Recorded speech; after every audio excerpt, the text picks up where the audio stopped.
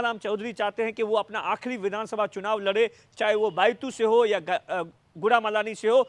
इसी बात को लेकर कर्नल सोनाराम चौधरी लगातार सक्रिय है, पार्टी के नेताओं से मुलाकात कर रहे हैं, जो कि वसुंधरा गुट के नेता हैं, उनसे लगातार मुलाकात कर रहे हैं। और आज सुबह सुबह करीब 1 घंटे तक वसुंधरा राजे के साथ में उनकी मुलाकात हुई है, क्योंकि कर्नल सोनाराम चौधरी के बारे में ये कहा जा रहा है कि वो अब इस बार बीजेपी से ही चुनाव लड़ना चाहते हैं। लेकिन बीजेपी में देखी जाए तो कर्नल सोनाराम चौधरी के लिए सबसे ज्यादा अगर कोई पैरवी करने वाला है तो वो है पूर्व मुख्यमंत्री वसुंधरा राजे, क्योंकि आपको पता होगा कि जो बीजेपी कांग्रेस से बीजेपी के अंदर 2014 के अंदर कर्नल सोनाराम चौधरी की जो एंट्री हुई थी वो पूर्व मुख्यमंत्री वसुंधरा राजे ने करवाई थी और जसवंत सिंह का टिकट काट दिया था और बाड़मेर जैसलमेर से बीजेपी से लोकसभा का उम्मीदवार बनाया था और वो सांसद बने थे। और उसके बाद जिस तरीके से 2018 के विधानसभा चुनाव के अंदर आप देखिए कि कर्नल सोनाराम चौधरी सांसद थे और उन्होंने बाड़मेर विधानसभा से टिकट मांगा था, तो वसुंधरा राजे ने उन्हें बाड़मेर से टिकट दे दिया था, लेकिन वो चुनाव हार गए थे।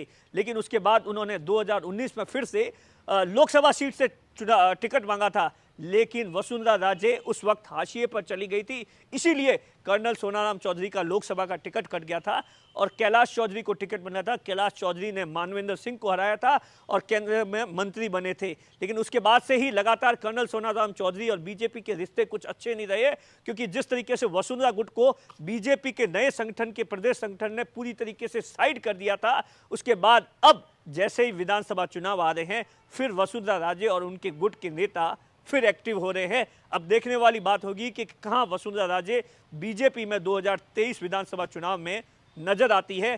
क्या कर्नल सोनाराम चौधरी इस बार अपना आखिरी चुनाव बीजेपी की टिकट पर लड़ पाते हैं या नहीं, यह तो आने वाला समय बताएगा।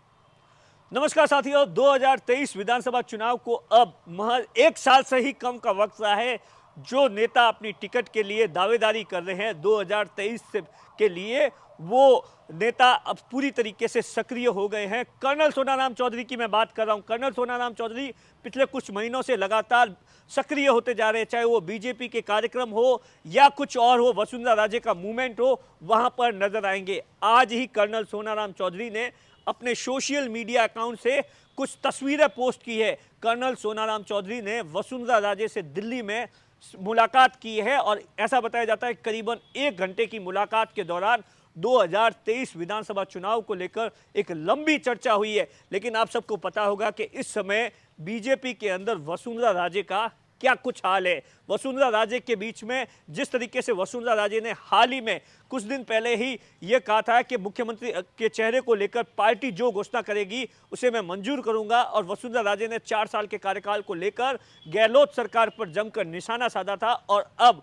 जिस तरीके से कर्नल सोनाराम चौधरी वसुंधरा राजे के साथ में मुलाकात करते हैं, तो कहीं ना कहीं इस बात के कयास लगाए जा रहे हैं कि क्या फिर से वसुंधरा राजे 2023 विधानसभा चुनाव से पहले एक्टिव हो जाएगी। कर्नल सोना का कैमरे के पीछे अशोक है, मैं आपका साथी दिनेश।